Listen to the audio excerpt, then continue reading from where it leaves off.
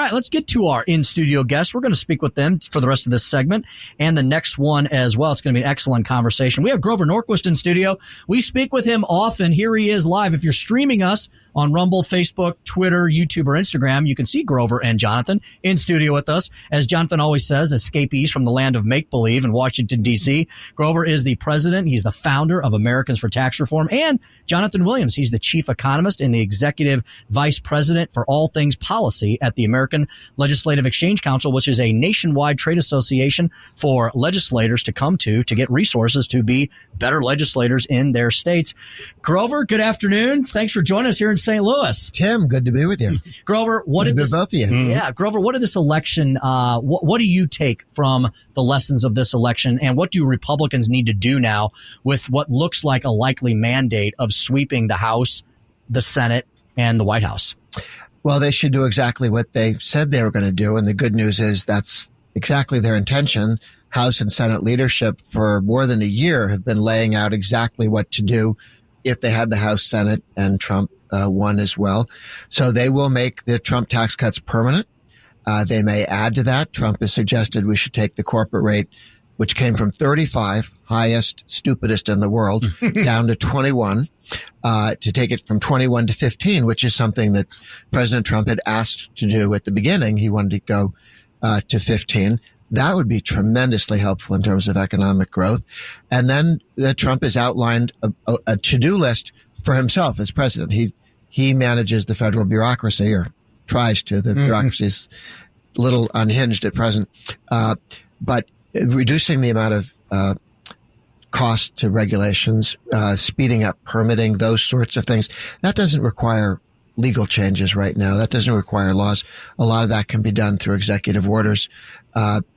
Just do exactly what they don't spend so much money. You inflate the currency, and just do what they said they were going to do. Because the challenge is the Democrats say they aren't going to raise taxes on everyone, and then they do raise taxes on energy, which are paid by everyone, and on companies, which if you take money out of a company, they either have to raise prices on everyone or they reduce wages and the number of people working on everyone. So the corporate income tax is a hidden tax on middle America. And I guess Americans figured that out. So when the Democrats said, I'm not going to tax you, I'm going to tax your employer, who then won't be able to hire you, they figured out that they were being lied to. Mr. Norquist, I have to thank you personally. About 4 years ago, I spoke at your organization, one of your Wednesday morning meetings. We have a mutual friend, Paul Jacob. I was representing Americans for Citizen Voting. We had an Amendment 7 on the ballot on Tuesday, which banned non-citizen voting and ranked choice voting. It passed here in Missouri. And it passed in 7 other states around the country, non-citizen voting. So I want to thank you for giving us the opportunity, because I think we launched that whole initiative from your Wednesday meeting. We have been following that at the meeting and at the state meetings as well for all that time since you presented. And as you point out, 8 out of 8. Yeah. That's pretty good. And really, it's a 9 victory because Santa Ana, the voters voted there not to allow non-citizens to vote in their municipal elections. Yes. So we're claiming that as well. That counts. That counts. That makes a certain amount of sense. Jonathan, let's bring you into the conversation here. You have been on the phone throughout the day getting updates from all across the country. And Jonathan, the good news keeps coming in from the states, right? We've been so focused on the national, the Senate, and the House, and of course Missouri, that we really haven't had time to look at what's happened in the legislative chambers around the country. But those are just as important, if not more so. You and Grover have both talked about the importance of state legislatures while the federal government continues to do this, that, and the other thing, usually wrong. What's the good news from the states following election 2024? Well, Tim, Chris, good to be with you guys in person here. And, it is a cheerful day. It's a cheerful week for, I think, hardworking taxpayers across the country, not just in Washington. And a lot of good attention needs to be paid there because of all the good things happening, but also across the 50 laboratories of democracy where the ALEC men and women in the state legislative bodies are going to be more on offense than ever. We saw a couple of big progressive left-wing trifectas where they had unified control of back home in Michigan, and also in Minnesota, where you even had Governor Walz's home state now look to be tied in their state legislature instead of a unified progressive control. And my longtime friend, ALEC board member Matt Hall, who was just selected to be the next Speaker of the House, breaking that trifecta that Gretchen Whitmer as governor has used to repeal right to work and raise taxes. And so across the board, Republican states did very well at defending their majorities, even in swing states like New Hampshire that didn't go top of the ticket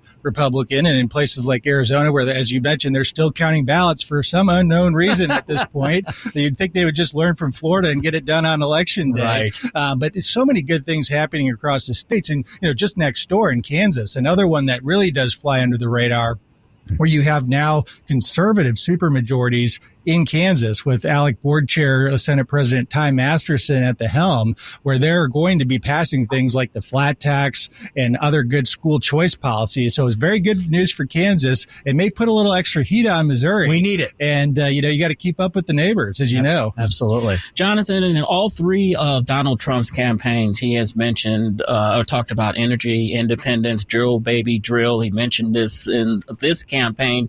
You did a recent radio interview, I think, about roadblocks to real energy independence. Can you talk more about that? Well, there's a few. Obviously, there's been a concerted war on American energy, really going back to the Obama administration, carrying through to the Biden administration as a key driver of inflation, as Grover was just saying, across the United States. As energy has become more expensive, that is a tax on all Americans for what we pay everywhere, especially at the gas pump in recent years. And so, one of the things that we like to highlight is the ESG, this environmental social governance agenda that is trying to really tie the hands of energy producers here in the United States, with a lot of ties potentially back to China and other countries that don't really have America's best interest at heart. And so getting back to real, affordable, reliable energy domestically produced here, which, by the way, at the end of the day is a whole lot cleaner if it's done by American oil and gas producers than if it's done overseas. So that's one. Another one, too, is just taking a look at the permitting issue. That is a huge area for traditional energy products, as well as even green energy projects out there. Permitting has been a huge roadblock. And I think it's one of the most understated victories of the first Trump administration was that deregulatory agenda, which I fully believe is going to be back on the front pages in the coming weeks here in Washington. Grover, I want to hit you with something a little bit out of right field here. There's some breaking news here, and being that you, with the Wednesday meetings you have in Washington, D.C., and all the folks that you know up there, Donald Trump has announced campaign manager Susie Wiles as her chief of staff. Grover, do you have any reaction to that? I'm not very familiar with Susie Wiles, other than apparently she and Chris Lasavitas were like the campaign dream team. So do you know her at all? Do you know of her? What kind of talents does she bring to? And she'll be, how about that? Donald Trump, the first female chief of staff, another glass ceiling broken in the Trump administration. She is stable. She is calm. She has run national campaigns. Trump has seen her over a year, every day, working on these things. So where he would bring in people, for last time when he was president, he didn't know all the new players. So he'd bring people into his office. He brought in chiefs of staff who didn't like him. But he didn't, who else are you going to hire, right? And this is someone who he trusts completely, who is obviously terribly loyal. There were other people she could have run campaigns for. And I think that they have now a very good working relationship. Lasavitas also, the partner in that team that got the president across the finish line. And there were a lot of things that could have gone wrong in this campaign that didn't. There were things that did go wrong that got cleaned up quickly. And the other team outspent the president, our House and Senate candidates. I don't even know quite. I'm not sure if we'll ever know by how much, but by multiples of what was being spent. They were bragging at times about how much they raised. With less money, that campaign got the president across the finish line beyond anyone's expectations that I've heard. In terms of some people thought he'd sneak across the finish line. Right. He didn't. He broke through like those guys that run and they hit the little ribbon that goes ahead. This is very, very good news. Very good news. I'm glad to hear that. I've read reports that the Trump campaign was outspent 3-1. Wow. With some of the stuff that they have put out. One of the proposals President Trump issued during the campaign was no taxes on Social Security, no taxes on tips. I was listening to a podcast of Ted Cruz this morning. He said those are two things that they're going to try to get done. The no taxes on Social Security may be harder because of some statutory regulations of that nature. But how optimistic are you that no taxes on tips and on Social Security can get passed while Donald Trump is president? Yeah, the first thing that Trump has promised to do, and the Republicans in the House and Senate are working to do, is to take the Trump tax cuts from 2017 and make them permanent. That we don't need to have pay-fors or anything. That's present law. We can just make that permanent. And then also to add to it, the president's decision to take the corporate rate down to 15, not just leave it at 21. Then the president's had several suggestions, not taxing tips. I think it's a great idea. It's wildly popular. There are about 13 million people who right now get a lot of their income from tips. But beyond that, they're 30, 40, 50, 60, 70, and 80-year-olds who remember tips being a big part of their life at some point. And if you are going to tax tips, you really almost have to set up a police state. How much money was left on the table when somebody left? How much money was given to the bartender or to the person who does your hair? These are the things that I'd rather not raise the money if you have to be that much into people's privacy. I think it's a great tax cut. The one on Social Security, the challenge there, and I think Senator Ted Cruz was alluding to that. There's a law from '83 that said this can't be done inside reconciliation, and which means you can't do it with 51 votes. You'd have to have Democrats to agree, and it's unclear that we'd have that. So that's not in the Republican Party could get together and want to do it and not legally not be able to do it. That may be something down the road that the Democrats might be willing to agree to. And I'm hearing they're talking about budget reconciliation for the tax cuts, making those permanent. All the tax cuts will be, reconciliation could make it out 10 years, which is as good as permanent as you get with reconciliation. We'd like to make it permanent. If the Democrats joined us, we could. Sure. We did with Obama as president make 85% of the Bush tax cuts permanent, not out another 10 years, but permanent at a time when the Democrats wanted to kill the whole thing. And remember, the Democrats all ran saying they were going to eliminate all of the Trump tax cuts. Kamala Harris said that dozens of times on video at Americans for Tax Reform on our website, that we just have one clip of another after saying, on day one, I'm going to get rid of all of the Trump tax cuts. Well, it's a little hard to walk that back. Absolutely. Hey, we've got another full segment with Jonathan Williams of the American Legislative Exchange Council and Grover Norquist of Americans for Tax Reform. What should Missouri be doing as we head into 25? What should the policy prescriptions be here? And why is it so important for states to continue to lower their income tax like we've been doing? And as our budget has been increasing, there has not been Armageddon. So we'll talk to Grover and Jonathan about that and so much more when we return here on the Tim Jones and Chris Arps Show. Go nowhere. You're listening to 101.9 94.1 News Talk STL. Let's continue. We got the perfect guys in the studio to ask about that and so much more. Chris and I and Joey have Grover Norquist of Americans for Tax Reform and Jonathan Williams of the American Legislative Exchange Council, frequent flyers here at News Talk STL. Jonathan, what do you think about that news from the Fed? Good, wise, not wise? Maybe they should have waited. Maybe they should do less, maybe do more. What do you think? Well, let me start with the good news is in Washington, we're no longer going to have this just kind of a crazy conflict between fiscal policy coming out of Congress and the White House and monetary policy coming out of the Fed. And this is why they had problems getting things done trying to fight inflation, is as the Fed was raising rates in the past to try to pump the brakes. Of course, there's some argument how effective that can be, and the bond market is not really following with what the Fed is doing, right? It's kind of gone around that. The challenge was everything Congress and the Biden White House did was have inflationary pressure put through more government spending. So you had two economic theories slamming against each other. Precisely. And that's why we've had this kind of ridiculous situation where it wasn't working. Inflation continued to be stubbornly high. So under a Trump administration 2.0, as we will see now, between the tax cuts, between the deregulation, between so many of these things, looking at this amazing idea of a government efficiency commission Elon Musk could potentially be running here. These are all hugely deflationary policies that will make the Fed's job a whole lot easier and, of course, keep that inflation at check long term. Excellent. Since we're going to be having tax policy coming up in the Congress, I want to ask both of you guys, where do you see the SALT deduction? Donald Trump was kind of against it, but was for it. Now, your thoughts on it surviving? There is a discussion, has been one, that you might get rid of the marriage penalty in SALT, which says a single person can take $10,000 tax deductible off of state and local taxes, and a married couple can do 20. Right now, it's the married couple gets 10, an individual gets 10. Okay. That's something that I know the Republicans in the House and Senate have been willing to do.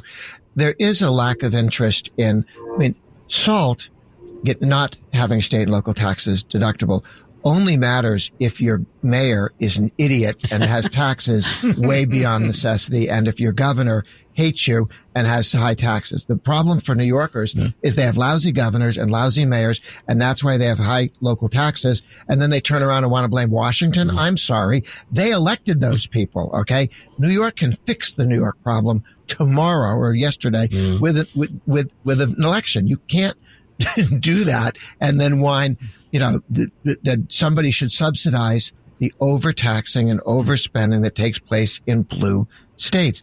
Missouri should not be subsidizing crazy spending in California and New York. It's just not fair. I agree. It's not reasonable. It's not going to happen. There's an adjustment for the fact that they didn't do double for married couples. I think that's probably very reasonable. Okay. Grover, Missouri and many Midwestern states have been cutting their state income tax since around the mid-2010s. You were a huge help to me when I was speaker, and we cut Missouri's income tax for the first time. And Jonathan, you've been part of that conversation ever since. Grover, why is it so important? Why should states continue to cut their income taxes? And isn't it true that, the proof has been in the pudding we've seen, doesn't that lead to greater prosperity, not less? Yes. If you take your income tax down low, if you don't go better than that and get rid of it, we have a series of now 8 states that have no state personal income tax. People are familiar with Florida, Texas, Tennessee. These are states that are growing. These are states people move to. And now there are another 10 states where the governor and the legislature have started the process. North Carolina has been doing this for 12 years, phasing their income tax down. Every year they do that, they get more resources because the economy grows. People move into the state. People invest in the state. There's now your new governor has said that he wants to phase the income tax down to 0. There's a lot of support for that in the legislature, but you are surrounded by states that already Kentucky has passed a law to go to 0. So has West Virginia. Arkansas has been working on this for several years now, committed also to 0. The governor candidate elected a few years ago is committed to going to 0. Oklahoma, it's not quite next door, but they are now starting the march down to 0. Oh, they looked at what North Carolina did and said, we watched North Carolina, we learned for it, and we're going to do what they did twice as fast. So they have really dropped their rates dramatically on the way to 0.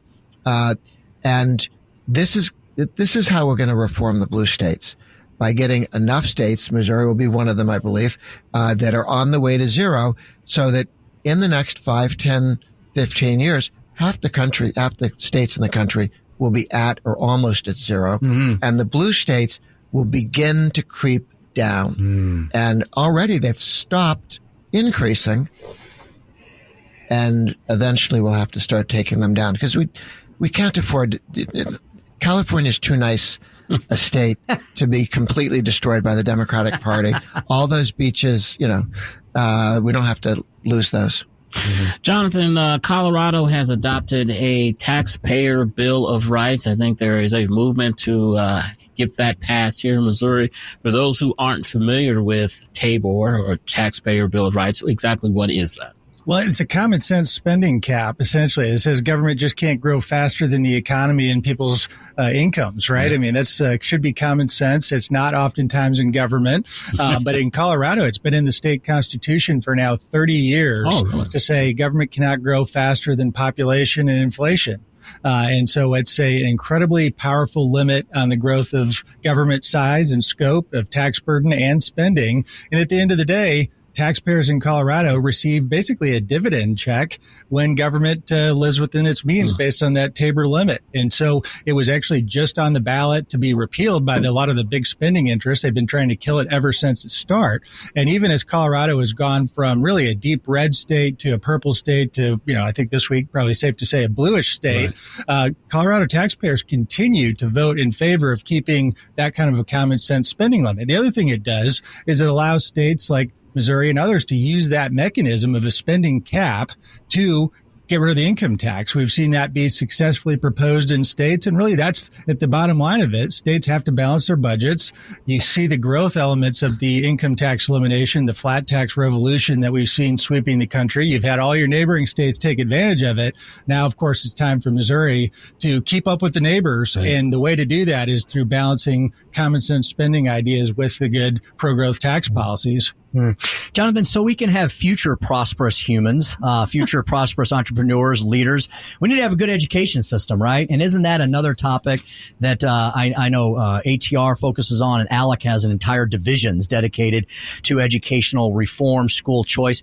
That movement has really taken off in the last few years, hasn't it? Missouri's done some significant steps forward, but again, just like with the tax policies, we got to keep up with our neighbors on this, don't we? Well, this has been, I think, one of the biggest developments that's flown, unfortunately, under the radar for the mainstream media in Washington, D.C., but at the state level, this has been an incredible opportunity for states, the laboratories of democracy, to once again take the lead, where we've seen absolute gridlock in Washington and anything meaningful when it comes to school choice. I mean, we'll maybe see now with the Trump administration and revisiting how the U.S. Department of Education works, but still this idea, this fundamental principle that parents ought to decide what's best for their children. Amazing. I mean, isn't that just, it's amazing that more states haven't moved in that direction. So ALEC has been spearheading, along with our partners across the country, our Education Freedom Alliance, where our goal is to see at least half the states to adopt universal school choice policies, to have dollars follow the children and parents, and have those parents make those decisions. And we've seen success in incredible ways in the last just several years coming out of the pandemic. You remember when all of us as parents were looking over our kids' shoulder and wondering what in the world they're being taught by education system? That was, I think, the starting point. The reason for it. We're not going back. We're going to get to 25 states. Excellent. Grover, our previous station, we were downtown, and the city of St. Louis has a 1% earnings tax. When we moved out to St. Louis County, we don't have that, of course. And when you talk about eliminating that, the liberals are saying, oh my God, they'll throw the budget into a tailspin. You can't get rid of that money. When you talk about eliminating state income taxes, you hear the same argument that, the government will just fall apart. How do you make that argument to people that eliminating these taxes won't cause the Armageddon that they forecast? Well, if you look at Florida versus New York, Florida, the budget a year or so ago was $115 billion. And there are more people in Florida than New York now, but very close numbers, but more in Florida. The budget in New York, state budget, is $230 billion. So New York spends twice as much as Florida does, more than twice as much per capita. The roads in Florida are better. The schools in Florida are better. There's nothing that New York government does that makes the world a better place. Certainly not on a 2-to-1 margin. What you do have is you have many more bureaucrats. You pay them much more money. Their benefits are way beyond anything in the private sector, and their pensions, nobody else lives to see anything that nice. So what they do is they spend twice as much. They have twice as high taxes. There's no income tax in Florida. They don't need one. You need an income tax in New York to spend and waste all the money they do. And so you can just say, I'm sorry, New York could function with half as much government, half as much taxes as they do, because Florida does. They choose not to. They've put themselves into this debt.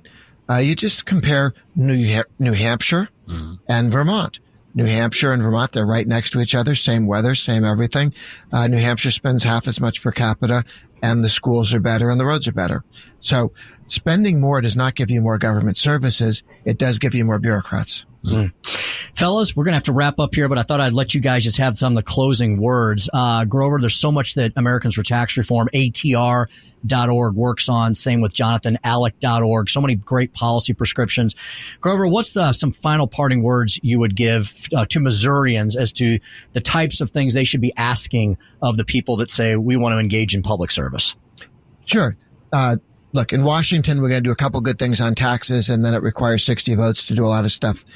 So there'll be limits to what you can do legislatively in Washington. With the Republican House, Senate, and governor in Missouri, there's an opportunity to tremendous reforms on education, freedom, on lower taxes, on less bureaucracy, on permitting. We don't have to wait for Washington to fix these things. Permitting takes too long. That happens locally. It happens state and federally. And so we can have the biggest impact on Washington by doing in our state what we can do. And then when people see the benefits, it becomes more difficult not to do it nationally. And Jonathan, you publish a great volume every year. We talk about rich states, poor states, comes out in April of every year. Missouri has slipped a little bit. We're still in the middle of the pack, but we're around 28, 29. What can Missourians be telling their legislators to do to pump us up higher into those ranks? Well, I think it's, be bold. We have an incredible opportunity. I heard the governor-elect's new comments on income tax elimination, which was great to hear coming from a chief executive. You've got legislators that are looking to do the right thing by cutting taxes, and you can fall behind by standing still. And that's an important moment, not just naturally, but this region here is one of the most competitive with states all around you cutting taxes. Kansas is going to go a step further, I wager, this next session with the flat tax. So going bold, I think, is really important in this first year of the new administration. And then as people are in touch with legislators, it's oftentimes the inclination of people to only reach out when it's a complaint. We're going to have a lot of good, hardworking men and women, ALEC members in Jeff City, trying to do these big, bold lifts on policy. They need to hear from folks on the positive reinforcement side as well. It's easy to forget about that. Could not agree more. ATR.org, ALEC.org. Gentlemen, it was great having you in studio. We could probably do a 3-hour podcast with all y'all, so we'll definitely have you back again soon sometime.